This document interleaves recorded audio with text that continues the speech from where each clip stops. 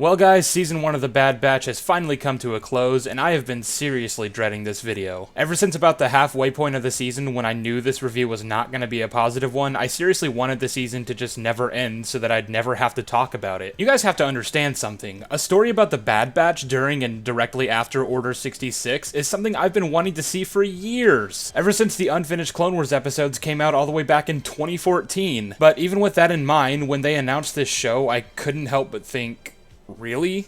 This? When I said I wanted this story, I was hoping more for maybe a comic or some kind of Republic Commando style video game. A show centered around these characters just felt like something that was doomed to fail, and I won't pretend I wasn't plenty skeptical well before it even began. But that's not to say I didn't want to love it. Just like with any other Star Wars project I don't like, I of course was hoping this show would prove me wrong. And after the first trailer dropped, my hype was pretty much restored in full. The show had so much promise, and I figured if absolutely nothing else, it would at least be decent. And you know what? I can't exactly say my assessment was wrong. The thing is, the show isn't necessarily bad. It's not good by any stretch, but it's just so mediocre. It had such a surface level and unsatisfying story with bland characters and so much wasted potential. But hey, clone action pew pew, right guys? It's relevant to say that there are a lot of arguments I hear used to defend this show. Arguments that I myself had once used because, if I'm being honest, my distaste for this show was a gradual thing. I loved the series premiere and still do, and the episodes that followed all seemed to just get less and less engaging the further along we got. But an argument you'll most often hear is Star Wars animation has always done filler. We never griped about it with the Clone Wars, and that's not exactly an honest reflection of how we as an audience view these shows. Fans do really love the Clone Wars, yes, but for those of you who weren't part of this fandom back in the early days of that show, that wasn't always the case. The thing about the Clone Wars is that the first couple of seasons really aren't that good. They have their fair share of gems, but for the most part, the animation is stunted and awkward and mostly unfinished. The acting can sometimes come off as wooden, and the stories being told are usually not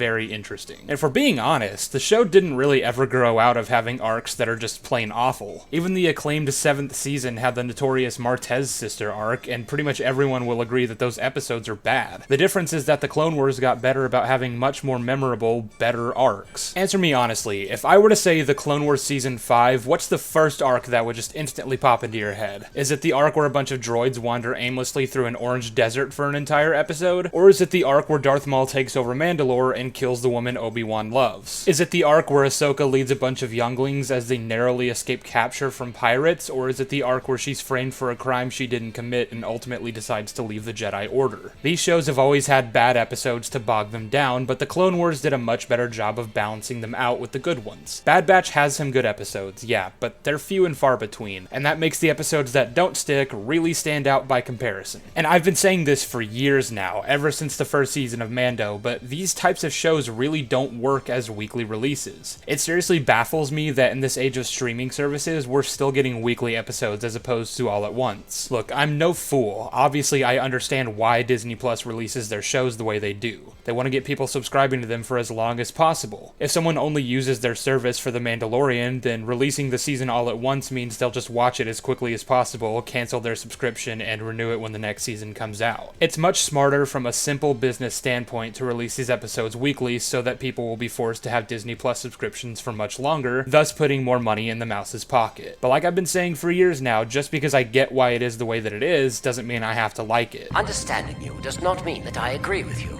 But I think this show would have worked a lot better if A, it had been released all at once, and B, it had been a lot shorter. There are 16 episodes this season, and I counted, there are only like 10 or 11 of them that are actually relevant. And even then, a couple of them could have been dropped or saved for next season if you really wanted to. Along with this new age of streaming, the format with which we watch these shows has also changed. Some shows still haven't gotten the memo, but for the most part, the days of having 15 to 20 episodes a season are done and gone. Nowadays, viewers much more vastly prefer shorter seasons that tell one singular, concise story without any diverging paths. You guys already know I love Rebels. I won't pretend I wasn't excited to see Hera again, but did we really need 2 whole episodes focusing on her?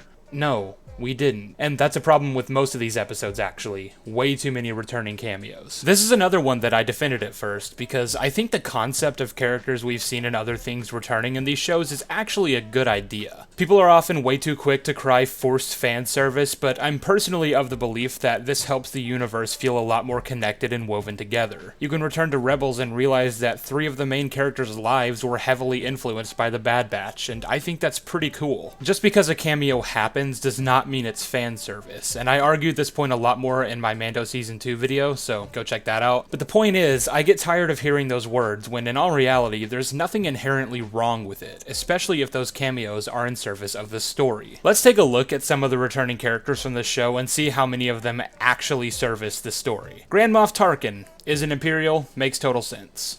I'll allow it. Saw Gerrera. I kind of think this guy is forced into like every new canon story these days, but he isn't exactly out of place, and he serves to further Crosshair's characterization, so I'll allow it. Fennec Shand and Cad Bane. These are both characters who further the plot concerning the bounty on Omega's head. It has less to do with the Empire, but it's still relevant, assuming we get any kind of follow-through in the later seasons with the Kaminoan plot.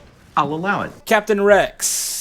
I'm sorry to say, I have trouble finding a reason why he's important to this story. Don't get me wrong, I love the character, and of course I was glad to see him again, but unless they do something with his character later on, I can't really justify his place in this already crowded ensemble of cameos. And that goes just as well for Cut LaQuaine, the Martez sisters, and Gregor. Scorch, best character on the show, 10 out of 10. I hope you guys get my point by now. You can personally love seeing some of these characters returning, but it happens like every single episode, and it gets pretty old after a while. Seriously guys, I don't need to know how Jabba got his Rancor. What the fuck? I wouldn't even mind these filler episodes that much if they were used to develop some of these characters, but that's apparently asking too much. Once again, we find ourselves with yet another ensemble cast, and this show never takes the time to flesh any of them out. Anything we do get is usually surface level, and that's assuming we even get that. These characters feel more like archetypes than anything else. Hunter is the leader, and the unassuming hardened warrior who accidentally becomes a father. Wait, that sounds familiar. Omega is the kid who totally is important, so we gotta protect her. Wait, that sounds familiar. Tech is the smart guy, and he spends like every episode pointing out things that are really obvious, and the rest of the characters act like it's news. He must mean the inhibitor chip.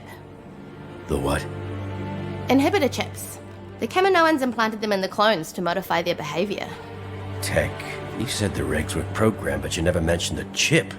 How else did you think it worked? Wrecker's the dumb one. Actually, you know what? I'll lament that Wrecker was better here than he was in the Clone Wars. Before, he was just the dumb brute character, and I think we all know how I feel about that archetype. In this, he's more like the fun uncle, which is the closest I can really say any of these characters got to having a character trait. Hunter learned to be a dad, I guess. But like by episode 2, he was basically already set on trying to keep Omega safe, and then their relationship never went any further than that. The rest of the season, he felt very stagnant, and I know these characters are supposed to be like super soldiers, but if I'm being honest, for most of the show, I couldn't even remember what Hunter's special ability was because he never uses it. But by far, the biggest defense on the show, without a shadow of a doubt, is Crosshair. I have seen so many fangirls defend this character, but honestly, there just isn't anything to defend. At first, I was really digging him because he had the most interesting journey of all of them. The concept of a clone who's forced to commit atrocities for the Empire is definitely nothing new, but it's still a really compelling idea. We saw with Rex and with Wrecker that fighting the chip is possible, just very difficult, and I think watching this character struggle to take control of his own life is a really cool story to be told. But the second I lost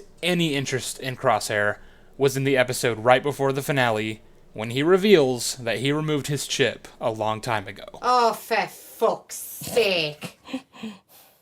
Honest to God, it boils my piss. See, we know he had his chip by the start of the show because there's literally a scene in the first episode where he gets it amplified, which means we now have to assume that he removed it during the series, and that leaves just so many questions. How was he allowed to do this? Why did he even want to when he was a mindless, obedient zombie who couldn't think for himself? Why, afterward, did he continue to stay with the Empire, who brainwashed him against his will? None of it makes any sense, but the writers really wanted to throw us for a loop at the end of the season, so logic can go fuck itself. I can no longer sympathize with this character. Before, he was just a helpless victim, but now he chooses to serve the evil regime that forces his brothers to run and hide, destroyed his home, and practically enslaved him, as well as millions of others who look just like him. I mean, I knew Crosshair was always an asshole, but goddamn.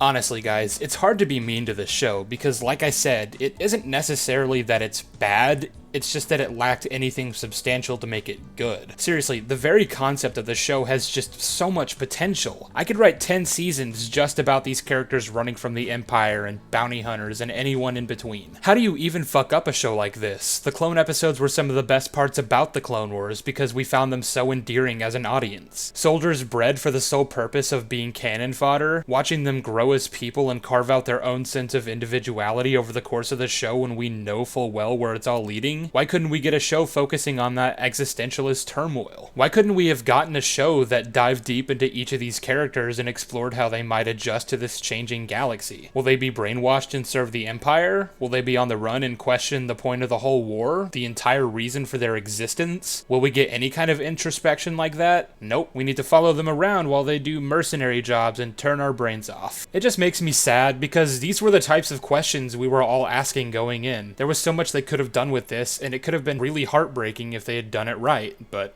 they didn't, and that really sucks. Harkening back to the Clone Wars and how it started off pretty shaky as well, this show easily could span for multiple seasons and just get progressively better as time goes on. Dave Filoni has always been pretty good about playing the long game with his shows. I'm truly hoping that's the case, but for now, I can't bring myself to give Bad Batch Season 1 any higher than a very disappointing 4 out of 10. Hey guys, it's your friendly neighborhood Sheev here doing an outro? What? I just figured I don't really plug my social media all that much, and if any of you wanted to follow me on Twitter or Instagram and listen to me shitpost my dumb thoughts, you're more than welcome to do so. They're both just Sheev Talks, so go look that up. Or click the links down in the description and, you know, subscribe and all that. Okay, bye!